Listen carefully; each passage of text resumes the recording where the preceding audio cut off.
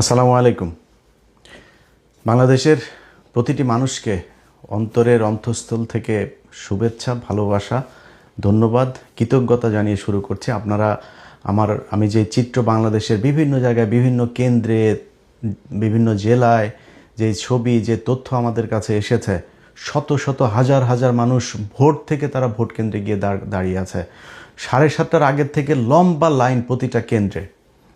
আপনাদের এই যে দায়িত্ববোধ, এই দায়িত্ববোধটা আর একটু কয়েক ঘন্টার জন্য আপনাদেরকে সময় বাড়াইতে হবে।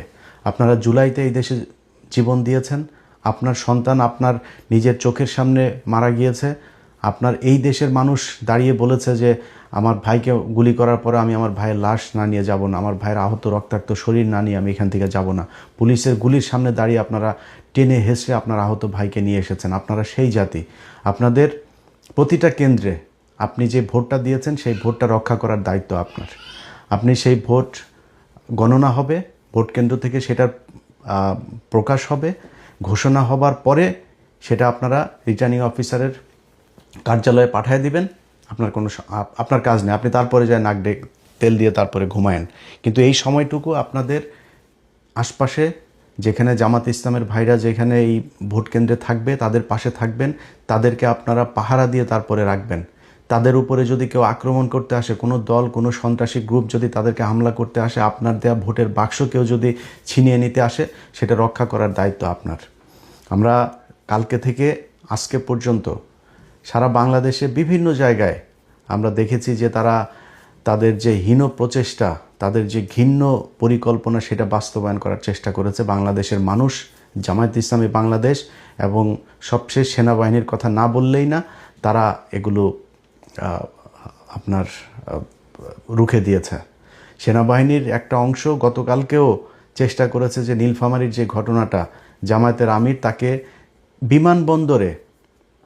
বিমানবন্দরে সে আসছিল, সে বিমানবন্দরে তো সে কারোর কাছে টাকা বিলি করে নাই, সেখানে তো সে ভোট কিনতে যায় নাই, তার বাড়ি নীলফামারী, সে এখানে বিমানবন্দর থেকে তার 50 লাখ টাকাকে বানানো হয়েছে বিপুল পরিমাণ অর্থ। বাংলাদেশে 50 লাখ টাকা এখন কোনো বিপুল পরিমাণ অর্থ না। এটা হচ্ছে 1 নাম্বার কথা। 2 নাম্বার, সে কোনো জায়গায় ভোট কিনতে যায় নাই। 3 নাম্বার হলো তারে এই জায়গাতে যে আপনি আটক করলেন, এই একই ধরনের ঘটনা, এর চাইতে বেশি পরিমাণের টাকা শহীদউদ্দিন চৌধুরী অ্যানির লোকের কাছে পাওয়া গিয়েছে এবং সেটা টাকা দিচ্ছিল মানুষকে, ভোটের মাঠে পাওয়া গিয়েছে। সেই টাকাটা পেয়ে তাকে সাথে সাথে ছেড়ে দেওয়া হয়েছে। বিভিন্ন টেলিভিশনে তাদের দলের লোকজন দিয়ে থ্রেট করা হয়েছে এই নিউজ তাড়াতাড়ি সরাইতে। যমুনা টেলিভিশন, তাদেরকে হুমকি দেওয়া হয়েছে, হুমকি দিয়ে তারপরে বলা হয়েছে নিউজ সরাইতে। তারা বলেছে 80 লাখ টাকা পাওয়া গিয়েছে, সেই টাকা কিছুক্ষণ পরে 15 লাখ টাকা হিসেবে তারা আবার নিউজ করেছে। এভাবে দুইটা ঘটনাকে দুইভাবে উপস্থাপন করা হয়েছে। আমরা গণমাধ্যমের গতকালকে থেকে যেই ভয়ঙ্কর রূপ দেখেছি, তারা 5 তারিখ থেকে এক বিন্দু পরিমাণ কোনো শিক্ষা নেয় নাই।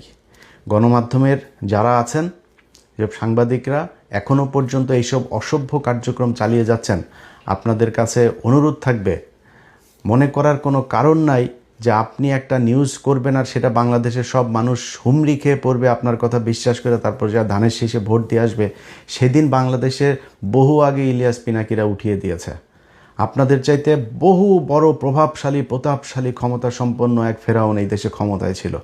তারা যখন কিনা ঘুমাইতো, ঘুমের মধ্যেও আমাদের ছবি চোখে দেখতো, তাদেরকে শান্তিতে থাকতে দেয় নাই। আপনারা এখনও এত বড় কোনো ছেটের বাল হয়ে যান নাই যে আপনারা যা মনে চায় তাই বলবেন আর এই দেশের মানুষই করবে। আমি ইলিয়াস, আজ থেকে সেই 2014 সালের ইলেকশনে আমার অবস্থান যেভাবে এই দেশের নির্যাতিত, নিপীড়িত মানুষের পক্ষে ছিল, আজকেও সেখানে আছে, সারা জীবন সেখানে থাকবে। নিজের ব্যক্তিগত অনেক বড় বড় স্বার্থ বাদ দেয়া এই দেশের যেসব নির্যাতিত মানুষ আছে, যারা অত্যাচারিত মানুষ আছে, যারা সংকটে আছে, সমস্যায় আছে, তাদের পাশে ইলিয়াস দাঁড়িয়েছে। বহু ক্ষমতাশালী লোকজনের সাথে সম্পর্ক নষ্ট করেছে, খুব অসহায় নির্যাতিত মানুষের জন্য, তাদের জন্য কথা বলতে গিয়ে, তার অধিকার আদায় করতে যায় বহু প্রতাপশালীদের সাথে সম্পর্ক নষ্ট হয়েছে। সো আপনাদের এই দেশের মানুষকে আপনারা যদি চান যে আপনারা যা মনে চায় বলবেন আর সেই দেশের মানুষ আপনাদের এইসব কথাবার্তা সব শুনে ফেলবে, এটা মনে করার কোনো কারণ নেই। আজকের চিত্র দেখেন, আপনি কয়টা রিউমার ছড়াবেন, কয়টা গুজব ছড়াবেন? এই দেশের মানুষ ভোট দিচ্ছে, শত শত হাজার হাজার লক্ষ লক্ষ মানুষ ভোট দিচ্ছে, আপনি এই ভোটের এগুলো গুজব ছড়ায় আপনারা এই করে ফেলবেন। অতএব সাবধান করে দিচ্ছি ভাই, এই নির্বাচনকে ঘিরে যদি মনে করে থাকেন বিশেষ কোনো দলকে আপনাদের ক্ষমতায়, কালকে থেকে যে নিউজ আপনারা করেছেন, বিশেষ করে ৭১ টিভি, মানুষ হয় না এখনো পর্যন্ত। এইখানে এক দলের দালালরা বের হয়ে আরেক দল আছে, তারা এসে RTV, এরা এসে নিউজ করছে। দ্বার প্রান্তে তারেক রহমান প্রধানমন্ত্রী আবার গণভবনের দরজার মধ্যে যায় দাঁড়ায় আছে। আরে বাবা রে বাবা, মানে অবস্থা করুণ অবস্থা। তারা প্রধানমন্ত্রী না পারে বানায় দেয়, পত্রিকা অফিসে যদি সেই ক্ষমতা থাকতো কালকে বসায় দেয়, আজকে নির্বাচন হইতে দিত না।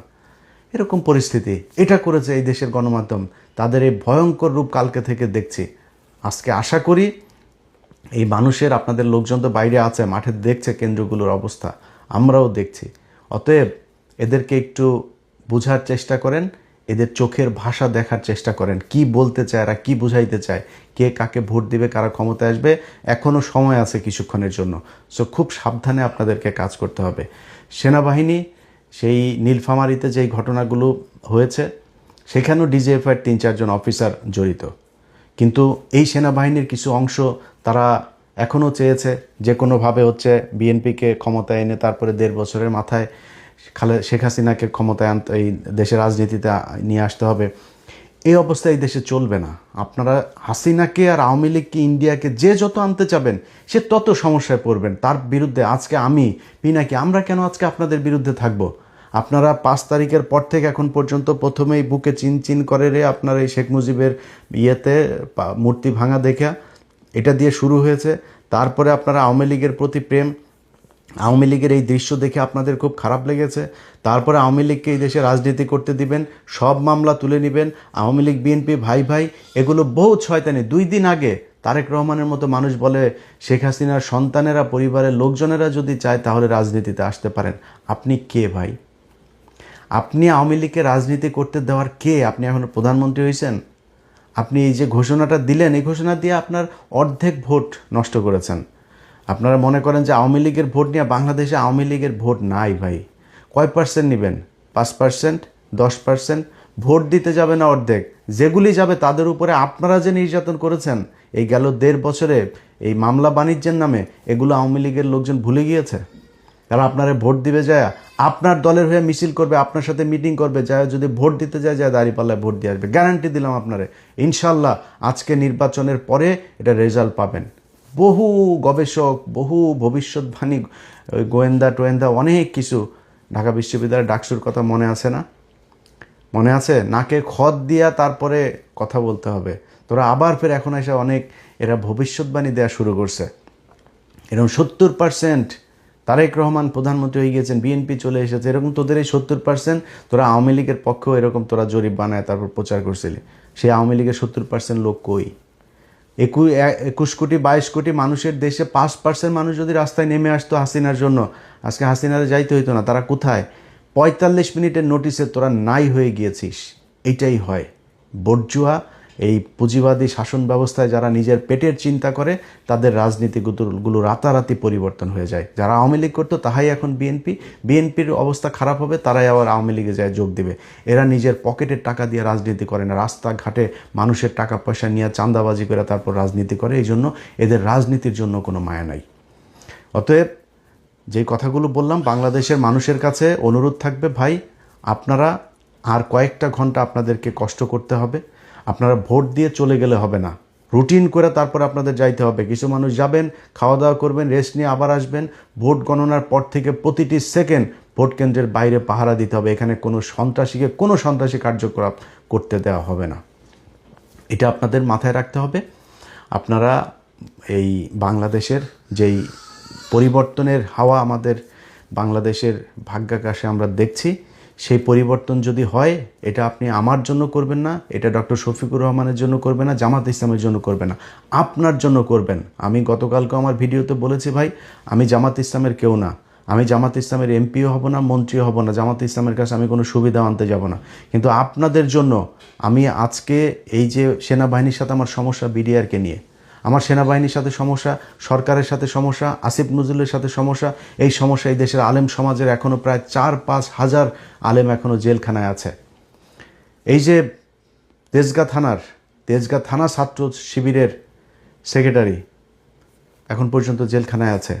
এদেরকে নানান মামলা, কিসের সব সন্ত্রাস বিরোধী আইন, এই আইন সেই আইন, এইসব মামলায় তাদেরকে আটকে রাখা হয়েছে। এই বাংলাদেশের জন্য তো এই দেশের মানুষ মারা যায় নাই। পরের দিন যে আসিফ নজরুলকে যে আপনি এই সন্ত্রাস বিরোধী আইন এটারে বাতিল করেন, এইখানে যারা এর আগে আটক হয়েছে সব কটারে ছাড়েন নাই তারা, এখনও সেই ব্যক্তিগুলো জেলে।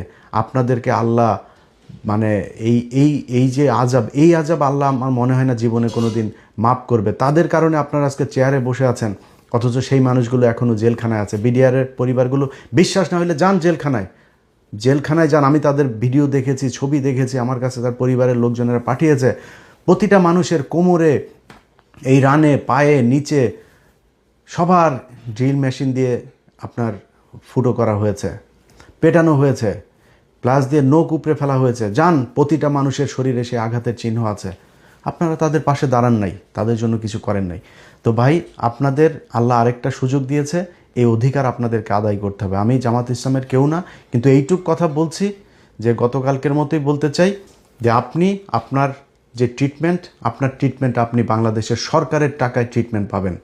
যেই ব্যক্তিরা কিছু হইলে, পাতলা পায়খানা হইলেও থাইল্যান্ড, ব্যাংককে, সিঙ্গাপুরে যায় তারপরে ট্রিটমেন্ট নেয়, তাদেরকে সেখানে যাইতে দেওয়া হবে না। তাদের সেই ট্রিটমেন্ট বাংলাদেশে করতে হবে এবং জামাত ইসলামকে বাধ্য করা হবে সেই আইন করার জন্য যে এই দেশের সরকার আপনাদের কাছে 1 বছর হোক, 2 বছর হোক কিংবা 3 বছর হোক, ক্ষমতা থেকে যাওয়ার 6 মাস আগে হইলেও তাদেরকে এইটা মানে প্রতিষ্ঠিত করে দিয়ে যাইতে হবে, প্রমাণ করে দিয়ে যাইতে হবে যে এই দেশে এখন এই মুহূর্তে সব ধরনের ট্রিটমেন্ট নেওয়া সম্ভব।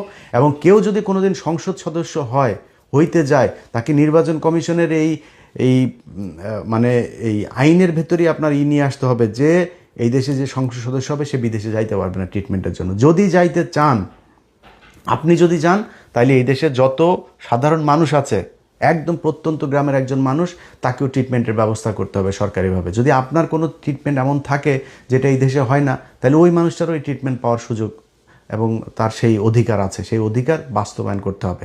আপনি একটা অফিসে যাবেন, আপনি ঘুষ দিবেন না, আপনার যে অধিকার সেই অধিকার ঘুষ ছাড়া করতে হবে। সরকার সেটা বুঝবে, ওই অফিসারকে কত টাকা বেতন বাড়াইতে হবে, কি করতে হবে, এটা তাদের ব্যাপার, আপনি করবেন সেটা।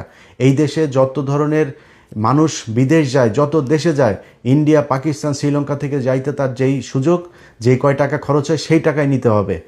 এরকম অনেক কিছু আছে যেই জিনিসগুলো এই দেশের মানুষকে পাইতে হবে, পাওয়ানোর জন্য ব্যবস্থা করা হবে ইনশাল্লাহ।